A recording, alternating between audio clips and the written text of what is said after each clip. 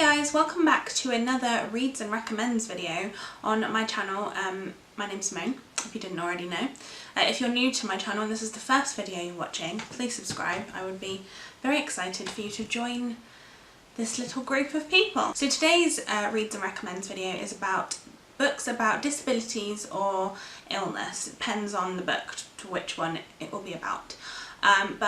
Yeah, so I'm going to do 5 books I've read and loved, and then 5 books I really want to read. I'll start with the ones I have already read and loved, and the first one is quite an obvious one, and this is probably on most people's list, and that is The Fault in Our Stars by John Green.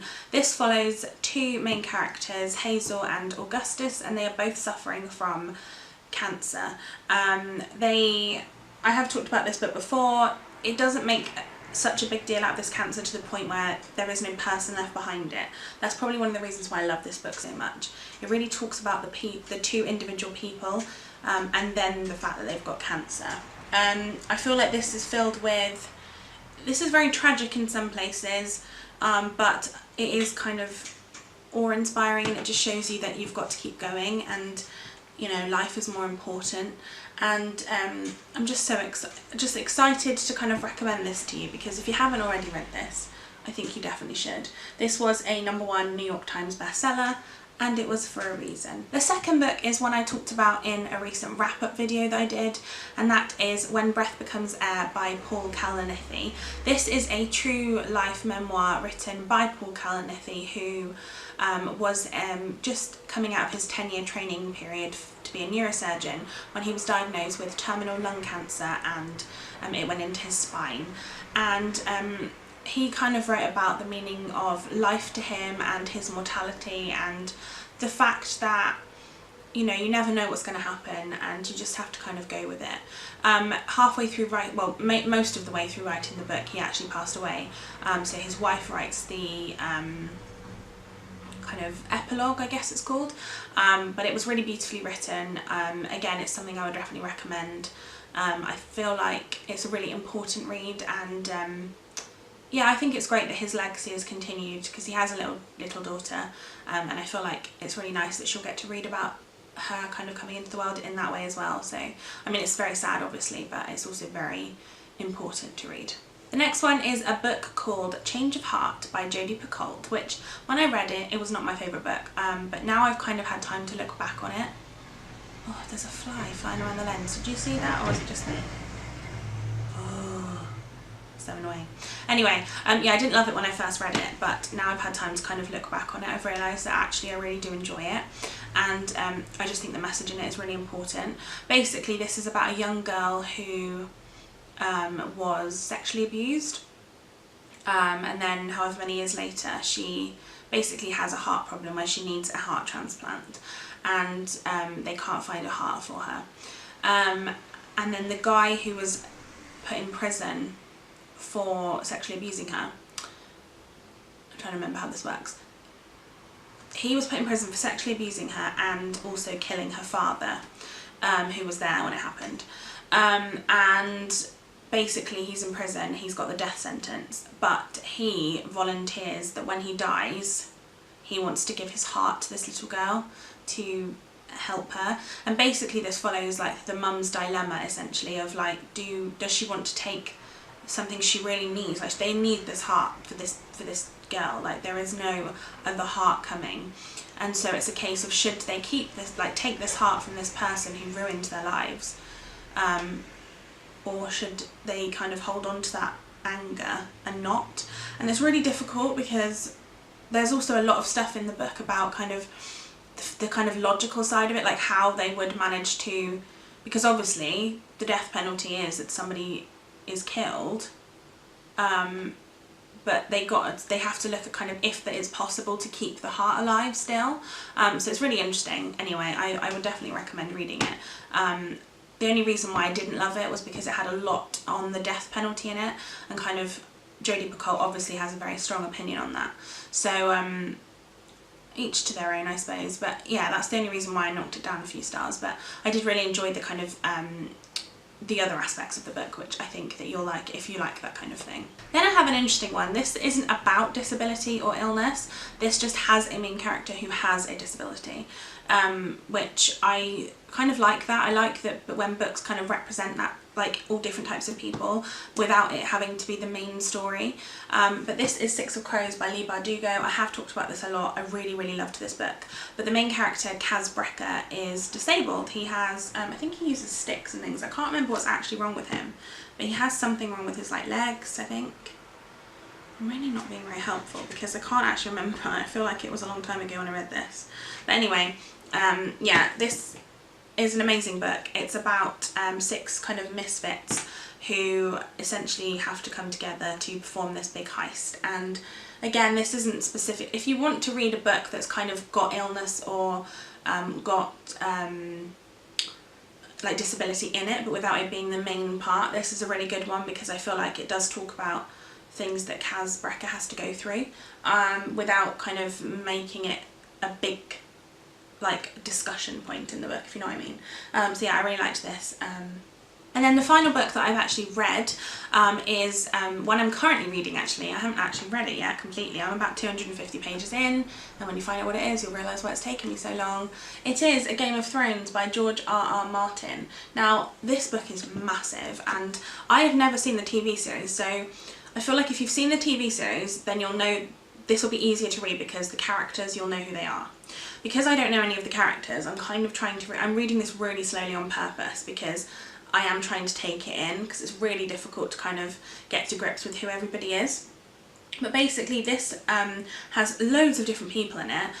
One of the main, I don't know if this is a spoiler. Okay, I'll just say there is a character who is crippled in terms of paralysed. I won't go into any more detail on that because I don't want to spoil anything. There is also Tyrion Lannister, who actually is my favourite character, is a dwarf. And there are just lots of different people represented throughout this. The time when it was written, obviously disability was kind of looked down upon, I suppose, and actually it's quite funny because the people who are disabled though in this are better looked at than Jon Snow, for example, who is a bastard, as in his dad had an affair with a lady and and Jon Snow was born out of wedlock. So they look on him as more disabled, if you know what I mean, in terms of society than for example Tyrion Lannister, who is a dwarf. So it's really interesting, the kind of dynamics of this world. I'm really loving this book. I don't think I'll be finishing it anytime soon though, because like I said, I'm literally taking ages to read this on purpose.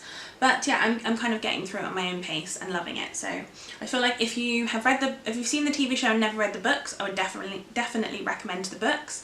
If you've never seen the TV show, I would still recommend the books. I just think that maybe take it at a slower pace. I'm listening to the audiobook as well, so that helps a little bit because it still gives you the atmosphere and kind of the names and that sort of thing. So yeah, but I would definitely recommend this to anyone. Now on to the books that I have not read but I really want to. Now some of these I don't know a massive amount. Why does my phone go off every time I film? What do you want? Some of these I know more about than others, but generally I kind of know basic things about them. Again, I don't always like to know about books before I go into them too much. But yes, so let's get started. The first one is a book that is very well known and I haven't read it yet because, to be honest, at this moment in time I don't feel particularly motivated to read it. However, I do want to read it at some point.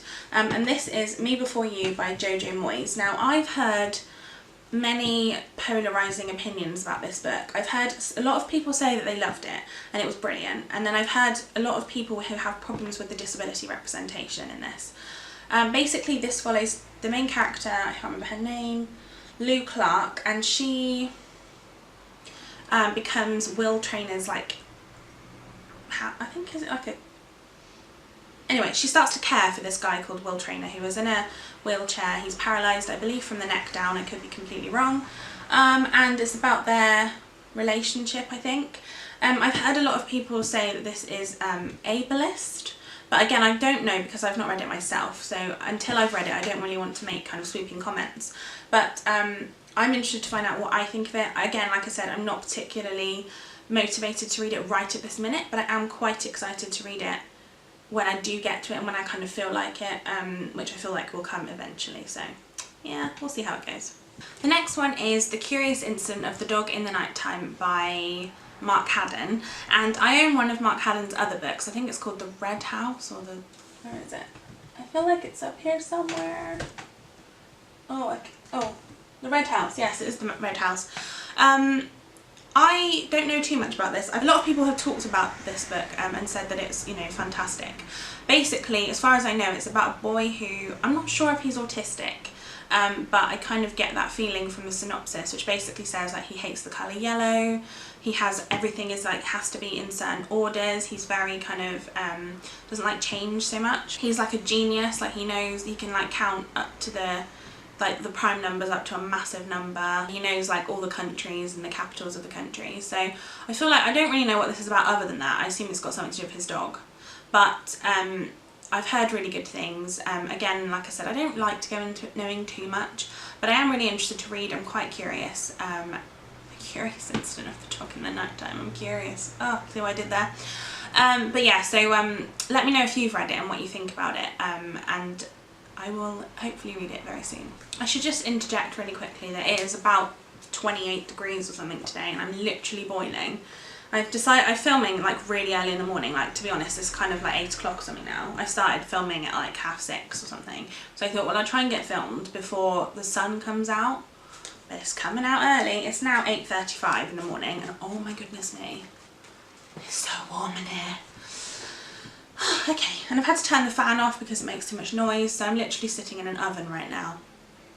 But anyway, I've only got 3 more books to talk about. So the next book that I really want to read, and I'm really excited about this, is Love and First Sight by Josh Sundquist.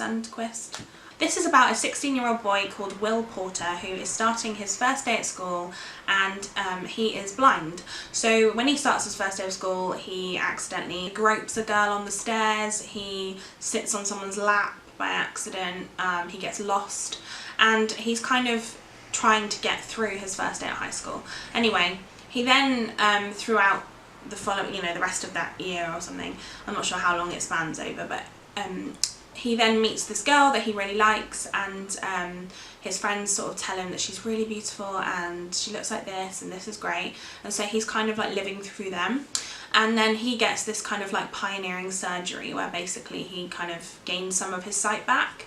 And then he finds that the girl that he's with is not conventionally pretty and that she doesn't look like her friends have been telling him. Now, he's not bothered about what she looks like, but he feels betrayed by his friends, and it's kind of how he goes about that. And when it's difficult, isn't it? It's that kind of like, should he make a big deal out of it, you know, because she's not what they said she was.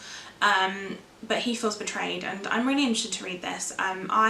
Without my glasses on, I have really bad vision to the point where I can't see like probably 3 feet in front of me very well. Like, it's very blurred. So I can kind of appreciate this. I know when it rains and I have to take my glasses off because obviously the rain gets on my glasses, I am basically in a world I can't see. So I definitely appreciate the representation of like a blind person trying to deal with life. I wouldn't like to be misled either, but I'm interested to read this and find out kind of where I sit on it and whether I really like it. So I feel like I will, but I'm definitely going to give this a go. Then I have one I've not heard anybody talk about, but I saw on Goodreads and I was really excited to read it.